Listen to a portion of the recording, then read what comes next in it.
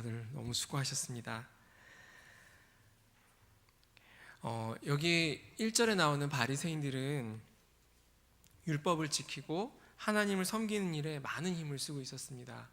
이때는 로마가 지배하던 시대이기 때문에 로마 병사들은 돼지고기를 먹으니까 돼지를 쳐야지 돈이 되고, 또 로마 정부에 협력하는 세리와 같은 일을 해야 뭔가 수입이 있는데, 바리새인들은 하나님의 율법을 지키고자 이런 돈 되는 일에 관여하지 않고 굉장히 힘써서 많은 손해를 보면서도 율법을 지키고 살고 있었습니다.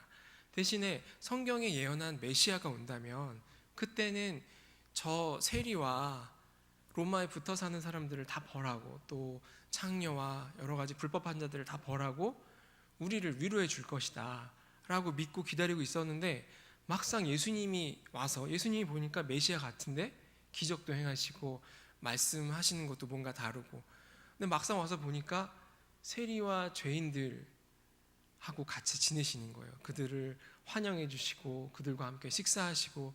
그러니까 바리새인들이 굉장히 화가 났어요.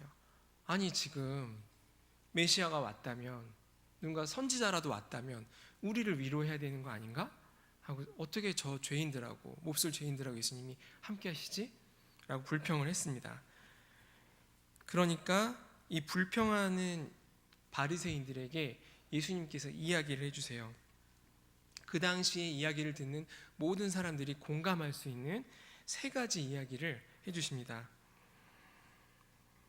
우리가 읽었던 이 본문이 그 세 가지 이야기인데요, 이 이야기는 예수님이 만든 이야기입니다. 실제로 있던 일이 아니라 무언가를 설명하기 위해서 만들어낸 이야기입니다. 그리고 그 예수님이 만들어낸 이 이야기에는 어떤 정보가 담겨 있다기보다는 감정이 담겨 있습니다. 누구의 감정이냐면 하나님의 감정이에요. 하나님의 우리를 향한, 사람들을 향한 감정이 이 세 이야기 속에 담겨 있습니다. 그렇기 때문에 이 세 이야기는 예수님이 전해주시는 하나님의 마음입니다. 첫 번째 이야기는 이렇습니다. 어떤 목자한테 양이 100마리가 있는데 한 마리가 잃어버리면 어떻게 되겠니? 라고 물어보시는 거예요. 한 마리가 없어졌으면 99마리를 놔두고 한 마리를 찾아다니지 않겠니? 그리고 그 한 마리 찾으면 너무나 기뻐서 친구들하고 이웃들을 불러 모으고 나와 함께 즐기자 이러지 않겠니? 라고 하시는 거예요. 이게 첫 번째 이야기예요. 이게 무언가를 설명하기 위해서 만들어낸 비유이기 때문에, 만들어낸 이야기이기 때문에 여기에 나오는 목자와 양은 특별한 목자와 양이 아니라 일반적인 목자와 양입니다. 근데 우리는 잘 이게 이해가 안 가죠. 아니, 왜 99마리를 놔두고 한 마리를 찾아다니나? 왜 그러냐면, 양을 잃어버리면 목자들은 그 당시에 신분이 가장 낮은 사람들 중에 하나죠. 양을 잃어버리면 그걸 자기가 물어내야 되기도 하고, 또 동시에 이 양을, 목자들이 하는 일이 뭐냐면 양을 먹이려고 한 3개월 정도 밖에 나가 있습니다. 풀이 있는 곳을 찾아다니면서 양을 먹이고 돌아오는데 그 기간이 한 최소 3개월 정도 됐다 그래요. 그러면은 양들하고 다니면서 또 목자가 여럿 있는 게 아니고 목자 한 명당 양 여러 마리 이렇게 해서 다니기 때문에 뭐 3개월 또는 막 1년씩을 이 양들하고 계속 같이 있는 거예요. 우리가 보기엔 똑같이 양이지만 이 목자가 보기에는 3개월 동안 지내고, 또 그 양들하고 이야기하고, 또 양들은 주인을 의지하잖아요. 같이 지내다 보면 양의 소리를 듣고 다 구분이 된다 그래요. 자기 혼자 이름도 지어주고. 그러니까 한 마리가 잃어버리면 이미 다 정이 들었기 때문에 찾아다니는 겁니다. 그걸 듣고 이스라엘 사람들은 다 그렇지, 찾아다니겠지, 찾을 때까지, 찾으면 너무너무 기쁘겠지라고 공감을 하는 이야기를 예수님이 해주신 거예요. 예수님은 이렇게 말씀해 주시는 거예요. 하나님이 너희들 그렇게 찾아다녀, 너희가 없어지면 그렇게 안타까워하시고 찾으면 그렇게 기뻐하셔 라고 말씀하시는 거예요. 아까 이 이야기에는 하나님의 감정, 마음이 들어있다고 했는데 어떤 감정이 들어있습니까? 잃어버렸을 때 안타까움, 슬픔, 또 목자의 두려움, 이게 잘못됐으면 어떡하지? 어디 구덩이에 빠졌으면 어떡하지? 라는 두려움, 그리고 찾았을 때 기쁨, 즐거움 등을 이 이야기에 예수님이 담았습니다. 이 감정들이 우리가 전달받아야 되는 하나님의 마음입니다.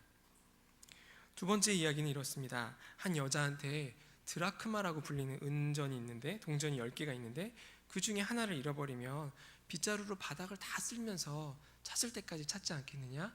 찾으면 가족들 부르고 이웃들을 불러서 함께 즐기자 하지 않겠느냐? 라는 이야기예요. 드라크마는 하루 임금인데, 하루 품삯인데, 그것도 뭐 큰 돈이지만 여기서 말하는 드라크마는 결혼 예물을 뜻합니다. 이제 딸이 시집을 갈 때 부모님들이, 그 당시에는 하루 벌어서 하루 먹고 사는데 그걸 아껴서 열흘치나 20일치 임금을 모아가지고 그 끈으로 묶어서 목걸이처럼 만듭니다. 이걸 세메디라고 불러요. 그러니까 부모님이 굉장히 이 딸을 집 보내려고 아껴서 너 이거 정말 위급할 때 쓰거라 하고 묶어준 결혼 예물. 옛날 같으면 뭐 부모님이 마련해준 뭐 비녀, 뭐 은가락지 이런 정도의 물건이에요. 그러니까 이게 짝이 없어지면 찾을 때까지 찾는 거예요. 이거는 진짜로 그랬는지 모르겠지만 도둑들도 안 훔쳐가, 세메디는. 그러니까 이스라엘 사람들이 이 얘기를 듣고 다 끄덕끄덕하네요. 그치, 그거 짝 맞을 때까지, 찾아낼 때까지 여자가 다 빗자루를 쓸면서 찾겠지 라고 하는 거예요. 예수님이 또 말씀하십니다. 하나님이 너희들 그렇게 찾아다녀, 너희들이 없어지면 그렇게 안타까워하시고 찾아내면 그렇게 기뻐하실 거야 라고 말씀해 주시는 거예요. 제가 옛날에는 이 양 비유가 공감이 조금 안 갔었습니다. 근데 이제 아이가 생기고 나니까 좀 더 공감이 가요. 제가 아이가 셋 있는데 3명이 다 성격이 다르거든요. 어떻게 엄마 아빠가 똑같은데 이렇게 다 성격이 다르고, 이쁜 포인트도 다르고, 또 화가 나게 하는 포인트도 다르고, 개성이 다 다른데, 저한테 만약에 누가 첫째를 바치면 너한테 복으로 넷째, 다섯째, 여섯째, 일곱째를 줄게 라고 하면 제가 바꾸겠습니까? 바꿀 수가 없겠죠. 누구랑 바꿀 수가 없어요. 애 하나, 첫째를 주고 너한테 대신 보상으로 아이 5명을 더 줄게, 그게 보상이 될 수가 없잖아요. 첫째는 첫째고 둘째는 둘째고 셋째는 셋째지 누가 누구를 바꿀 수 없는 거예요. 지금 자녀를 많이 준다 그러면 이렇게 좋아하진 않겠지만, 만약에 여러분 자녀분들이 있으실 텐데 자녀 중에 한 명을, 제일 말썽 피우는 아이를 아우지탄강으로 보내면 대신에 김연아 선수로 바꿔주겠다 이러면 바꾸시겠습니까? 김연아 선수가 1년 수입이 150억이라고 그러는데 걸어다니는 기업이라고 바꾸시겠습니까? 뭐 바꾸기 힘들죠. 우리 아이가 김연아의 반만큼만 됐으면 좋겠지, 김연아 선수를 내 자녀로 준다고 지금 내 있는 아이를 고생시킬 수는 없지요. 그게 부모 마음이지 않습니까? 예수님이 잃어버린 양 비유를 우리한테 주시면서, 정말 한 명이 잊어버리면 99명을 놔두고 찾아다닐까? 우리는 자녀를 키워본 사람들은, 또는 그 자녀를 안 키워봤어도 그 비슷한 양육을 해본 분들은 다 이 마음을 알고 있습니다. 이호진은 이호진이고 박운갑은 박운갑이지, 이거를 뭐 바꾸든지 이렇게 할 수는 없는 겁니다. 하나님한테는 우리 한 사람 한 사람이 다 귀한 거예요. 세 번째 이야기는 우리가 잘 알고 있는 용서받은 탕자 이야기입니다. 모든 사람이 공감할 수 있는 이야기를 하나 더해 주십니다. 어떤 사람한테 아들이 둘이 있는데 일부러 둘째를 대단한 망나니로 이제 잡았습니다. 예수님이 이건 만들어낸 이야기라 그랬죠. 무언가를 설명하려고 굉장히 나쁜 사람으로 골랐어요. 아버지가 살아계신데도 유산을 요구하는 것은 그게 정말 나쁜 일이고요. 지금도 나쁘지만 그 당시에는 정말 나쁜 일이고요. 그 다음에 재산이 현금으로 있는 게 아니지 않습니까? 재산이 2억 원이 있어서 아버지 1억 원을 주세요 이런 게 아니고, 지금도 그렇지만 어디 현금으로 있습니까? 재산을 반을 나눠주려면 어떻게 했겠습니까? 소를 팔고 외양간을 팔고 농장을 팔고 다 반토막을 냈을 거 아니에요. 그걸 파느라고 집안에서 몇 년째 일하던 일꾼들도 다 내보내고 집안을 아주 엉망진창으로 만들어 놓은 겁니다. 그리고 아버지가 이제 여기선 부자로 나오는데, 이 부유한 아버지가 그 동네에서 얼굴을 들 수 없게끔 창피하게 만들어 놓고 이 둘째 아들이 나간 거예요. 이 망나니 아들이 가져간 돈을 이제 다 썼습니다. 뭐 경험이 없는 사람이니까 돈을 보존할 수가 없지요. 돈을 다 날렸는데 엎친 데 덮친 격으로 흉년이 들었어요. 그래서 그 나라에서 열심히 일하던 사람들도 굶는 상황이 왔습니다.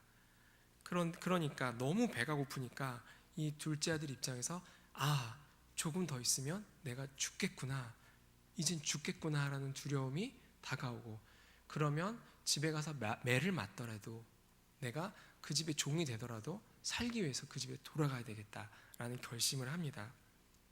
그리고 이제 18절 19절에 보면 그냥 돌아가는 게 아니라 대사를 연습하지요. 제가 큰 죄를 지었습니다.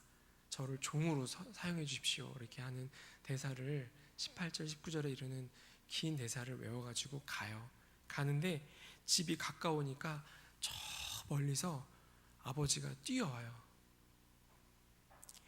아버지가 기다리고 있었어요. 매일매일. 얘가 언제 돌아오나? 얘가 혹시 죽진 않았을까? 얘가 제발 살아서 돌아왔으면 좋겠다. 그 마음에 매일매일 나가서 기다리다가 이 아들이 보이니까, 아들 비슷한 사람이 점처럼 보이니까 아버지가 막 달려나온 거예요. 그래서 달려와서 아이를 안고 네가 살았구나, 네가 살았구나 하면서 아이를 꼭 안고 입을 맞춥니다. 이 둘째 아들이 생각하던 그림하고 너무 달라서 그래도 외웠던 대사를, 18절 19절에 있는 대사를 막 합니다. 근데 이 대사를 아버지가 반도 듣지 않아요. 바로 이 주인이 달려왔으니까 종들도 몇 명이 따라 나왔나 봐요. 얘 주인이 끼는 반지를 끼워라, 주인이 신는 신발을 신겨라, 그리고 소를 잡아 잔치를 열어야 되겠다 하고 막 명령을 내려요. 그리고 잔치가 벌어지죠. 근데 이제 해피엔딩인데 얘기가 여기서 끝나지 않습니다. 집에서 막 잔치가 열리고 난리가 났는데 큰아들이 있었죠. 아들이 둘이어서 큰아들이 밭에서 일을 하고 있다가 평소처럼 집에 돌아와 보니까 막 음악 소리도 들리고 고기 굽는 냄새도 나고, 종을 하나 불러가지고 이게 무슨 일이냐 물어보니까 당신 동생이 돌아왔다고, 그래서 잔치가 벌어졌다고 종이 보고를 하죠. 큰아들이 완전히 마음이 상했습니다. 동생이 무슨 독립운동하다가 돌아온 게 아니고 정말 아버지를 창피하게 만들고 집안을 쑥대밭으로 만들고, 그리고서는 돈을 다 날리고 왔는데 어떻게 그 동생을 아버지가 맞아들일 수 있는가, 어떻게 잔치를 열 수 있는가. 마음이 상해서 들어가지 않으니까 아버지가 나와서 큰아들을 설득해서 들어가는, 사실 들어가는 장면은 안 나오고 설득하는 장면까지 여기가 나옵니다.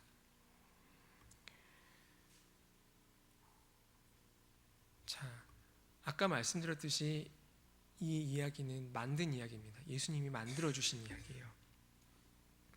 여기 나오는 아버지가 누구를 상징합니까? 하나님을 상징하죠. 막 입을 떼시고 말씀을 하시려고 그러셨는데 하나님을 상징하죠. 그럼 아들은 누구를 상징합니까? 아들들은, 그렇죠? 막 입으로 뻥끗하면서 얘기하고 계세요. 우리를 상징하죠. 그러면 이 탕자가 아버지께로 돌아와서 살지 않았습니까? 재산 가지고 나가면은 잘 살 줄 알았는데 망하고 죽게 되었다가 아버지께 돌아와서 살았어요. 이걸 구원이라고 할 때 이 탕자는 어느 타이밍에 어느 때 구원을 받았겠습니까? 그 돼지를 치다가 이러다 죽겠다, 내가 잘못했다 이랬을 때 구원을 받았을까요? 아니면 돌아가야 되겠다 하고 출발했을 때가 구원받았을 때일까요? 아니면 아버지를 만나서 안겼을 때일까요? 어느 때일까요? 사실은 구원의 시점은 딱 모르죠. 구원의 시점을 정확히 알면 이제 구원파인데 어느 때인지는 정확히 몰라요. 어느 때인지는 정확히 모르는데 이 아들이 깨달았을 거예요. 내가 아버지한테 아들이었구나. 이 아들이 생각할 때는 내가 아버지한테 죄를 지었기 때문에, 집안을 망신을 시켰기 때문에, 집안을 망하게 했기 때문에 나는 아들의 자격이 없다고 생각을 했어요. 그리고 돌아왔어요. 그런데 아버지가 안아주었을 때인지, 아니면 잔치를 벌이고 있는 중이었는지, 아니면 그 집의 죄인처럼 10년 정도 살다가 10년 후에 깨달았는지 모르겠지만 이 아들이 깨달았을 겁니다. 내가 그렇게 나쁜 짓을 저질렀을 때에도, 집을 나가기 전에도, 그리고 지금도 똑같이 우리 아버지한테는 아들이구나 라는 걸 깨달았을 거예요. 그게 이 사람의 구원받은 시점이에요.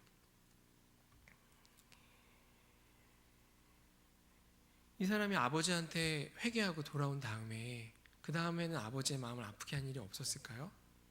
그 다음에도 아버지의 마음을 아프게 한 일이 있었을 거예요. 그럼에도 불구하고 이 아들은 아버지의 아들입니다. 그걸 알고 있어야 아버지의 관계를 누릴 수 있고 자녀의 삶을 살 수 있습니다. 예수님이 이 이야기를 통해서 전하고 싶은 하나님의 마음을 우리가 알아야 합니다. 하나님은 내가 뭘 잘한 다음에 받아주시는 게 아니에요. 처음부터 나를 자녀 삼으셨습니다. 처음부터 나를 받아주셨습니다. 그게 로마서에 써 있죠. 우리가 아직 연약할 때부터, 우리가 아직 죄인 되었을 때부터, 우리가 아직 원수 되었을 때부터 우리를 사랑하셔서 십자가의 죽으심으로 그 사랑을 증명하셨다고 로마서에 써 있습니다. 우리가 이걸 믿어야 됩니다. 두 번째 질문입니다. 큰아들이 있지 않았습니까? 이게 아까 그 이야기만 하려면은 아들을 한 명으로 설정했을 텐데 일부러 예수님이 아들을 두 명으로 설정했습니다. 이 큰아들은 효자일까요? 불효자일까요? 우리가 이 큰아들을 효자라고 할 수 있습니까? 아니면 불효자라고 할 수 있습니까?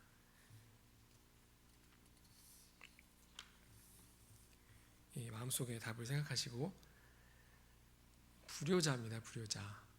제가 그 이유를 설명해 드리겠습니다.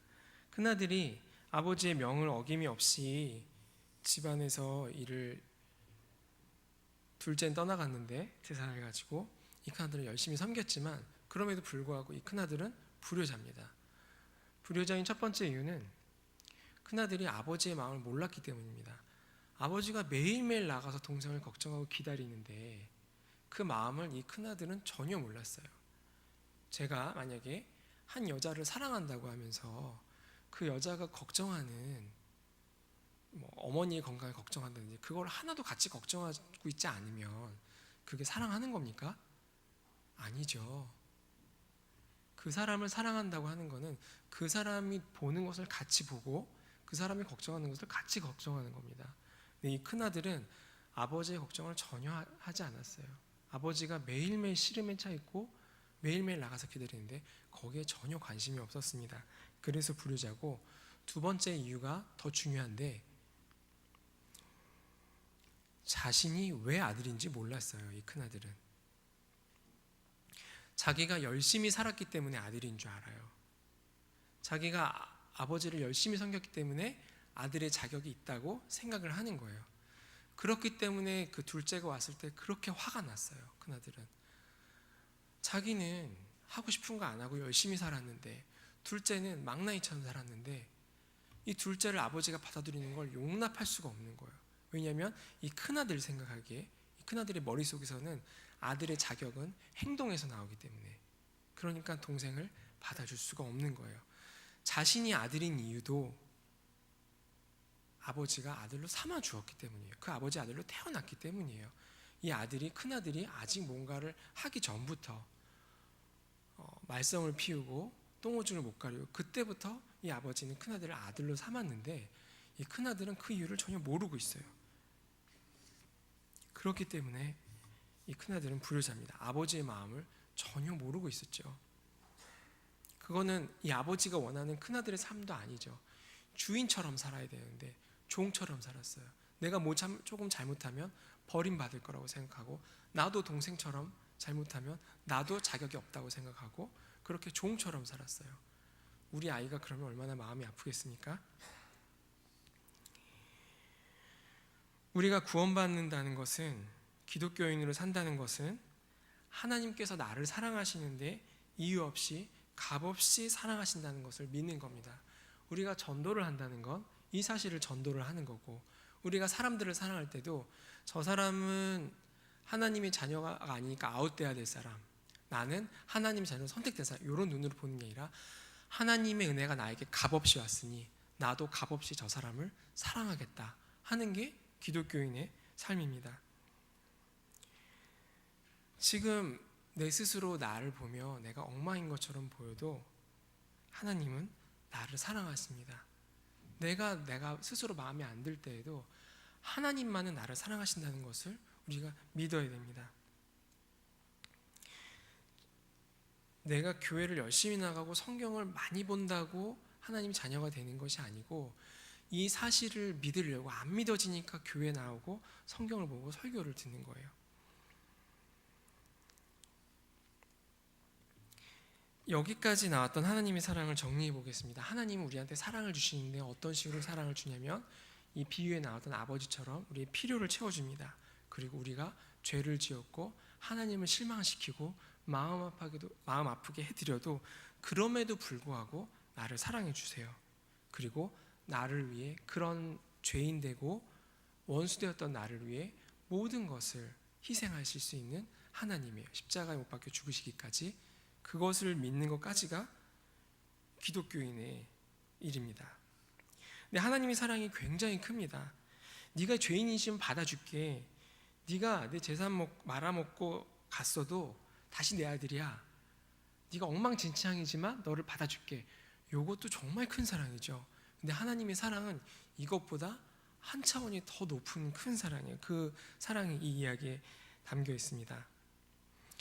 우리를 향한 하나님의 사랑은, 가장 큰 사랑은 감탄입니다. 존경과 감탄과 경이로운 눈으로 우리를 바라보십니다. 이게 하나님의 사랑이에요. 성경에서 설명하는 시는, 우리의 아버지 되신 하나님은 우리를 보시고 감탄하세요.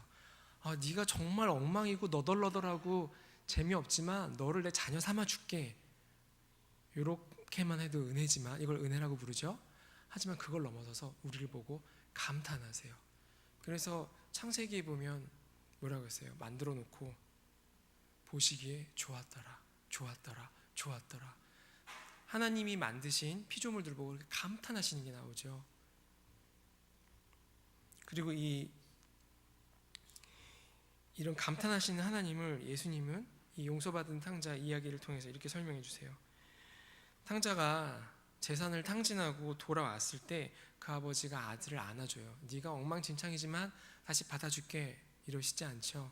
안아주고 입을 맞추고 손에 주인의 반지를 끼우고 신발을 신깁니다.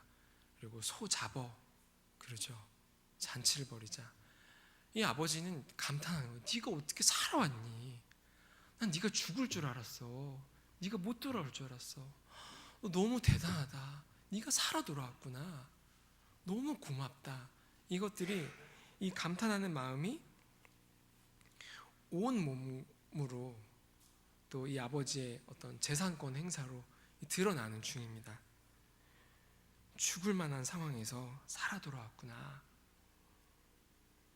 지금 여러분, 하나님이 여러분을 어떻게 보고 계십니까? 하나님이 여러분을 어떻게 보시는 것 같아요? 어떤 분의 하나님은 계속 비난하고 채찍질해요. 너 그거밖에 못하니? 야, 내가 너를 위해서 죽었는데 너 새벽에 그것도 못 일어나냐? 너 그것도 못하니? 너 저번에 약속하고 이번에도 또 화냈어? 넌 약속을 몇 번이나 어기는 거야? 혹시 이러시진 않아요? 그런 비난하는 소리는 성경에서 말하는 하나님은 아닙니다. 그런 비난하는 하나님을 갖고 있던 사람들이 바리새인들이에요. 그래서 예수님이 이 이야기들을 만들어서 설명하고 계시는 중이에요. 예수님이 설명해 주신 하나님은 우리들에게, 여러분에게 이렇게 말씀하십니다. 지금도 너무 고맙다. 네가 지금까지 살아있어 줬구나. 정말 건강도 어려운 점이 많았고, 너를 비난하는 사람도 많았고, 또 경제적으로도 어려웠는데 그 모든 어려움을 뚫고 여기에 지금 나와 있구나. 여기서 내 말씀을 듣고 있구나. 너무 고맙다. 하나님은 여러분에게 그렇게 말씀하고 계세요. 우리의 마음에, 우리 머릿속에 이 하나님의 마음이 담겨 있어야 됩니다. 그리고 내 머릿속에 여러 가지 소리가 들리는데 이것으로 영을 여러분이 구별할 수 있으셔야 됩니다. 이 비유를 통해서 예수님은 이 감탄하는 사랑, 그냥 받아주는 걸 넘어서는 감탄, 존경 이런 것을 우리에게도 요구를 하세요. 이 큰아들이 기가 막혀하고 분노하죠. 이게 너무 당연하죠. 근데 아버지가 말해요. 네 동생이 죽었다가 살아났잖아. 얼마나 대단하니. 너도 이 잔치에 와서 참여해서 이 동생을 같이 반가워해 주라. 같이 칭찬하고 살아 들어왔다고 같이 기뻐하자라고. 그러니까 큰아들 네가 너를 이해한다. 너는 그냥 잔치가 끝날 때까지 잠깐 밖에 있어라. 이런 게 아니고 와서 동생을 같이 축하해 주자고 초청하잖아요. 이게 하나님이 큰아들에게 바라시는 마음이고 또 사실은 예수님이 바리새인들에게 바라시는 마음이고 지금 우리들에게 바라시는 마음이에요. 우리가 보기에 우리의 교회를 열심히 다니지 않는 자녀들이 또는 여러 가지 면에서 다른 사람들이 쟤는 왜 저럴까? 도대체 어쩌자고 저럴까? 이런 마음이 들 수도 있어요. 하지만 하나님이 우리에게 바라시는 것은 제가 지금 살아있잖아. 여러 가지 어려움을 뚫고 뭔가 하려고 하잖아. 그걸 같이 우리 감탄하고 칭찬해주고 격려해주자라고 우리를 초청하고 계세요. 혹시 여러분들은 중에 어떤 분들은 아니 그렇게 해가지고 사람이 열심히 살까 이런 생각이 들 수도 있어요. 근데 이제 저희가 그런 감탄이 사람을 살려요. 그러니까 이런 게 있어요. 이제 게임을 막 청소년들 중에 14시간 막 이렇게 하는 아이들이 있잖아요. 그리고 뭐 밤새서 게임하다가 아침에야 학교 가서는 쭉 자고 이런 애들이 가끔 부모님 손에 이끌려서 상담실에 옵니다. 그러면은 상담사가 해주는 일이 뭐냐면 감탄해 주는 거예요. 어떻게 16시간 할 수도 있었는데 어떻게 14시간의 게임을 딱 껐니? 학교에 안 갈 수도 있었는데 어떻게 학교에 갔니? 여러분 이게 말이 웃기지만 이걸 진심으로 인정해주고 감탄해주면 거기서 힘을 얻어서 이 아이들 게임 시간이 줄어듭니다. 그러니까 비난과 채찍이 사람을 낮게 하는 게 아니고 하나님이 주시는 이런 감탄과 경이로운 눈빛, 이것이 사람을 살게 만들고 우리가 원하는 대로 올바른 방향으로 나아가게 만들거든요. 그래서 하나님이 우리를 이 자리로 초청하시는 거예요. 사실 여러분들이 이 일들을 하고 계세요. 아이를 낳으셨을 때 막 감탄하셨죠. 우리 애가 뒤집었어. 막 밥을 숟가락으로 혼자 먹었어. 일어섰어. 여러분 막 감탄하셨잖아요. 그 감탄을 받은 아이들이 힘이 있어서 자기가 하고 싶은 일들을 하는 거예요. 그렇게 잘 하셨어요. 그리고 제가 교회에서 봐도 여기 계신 분들이 막 어떤 성도님들을 만나서 악수하고 인사할 때 막 감탄하고 칼칼칼 웃어주시고 이런 걸 봐요. 너무 잘하고 계세요.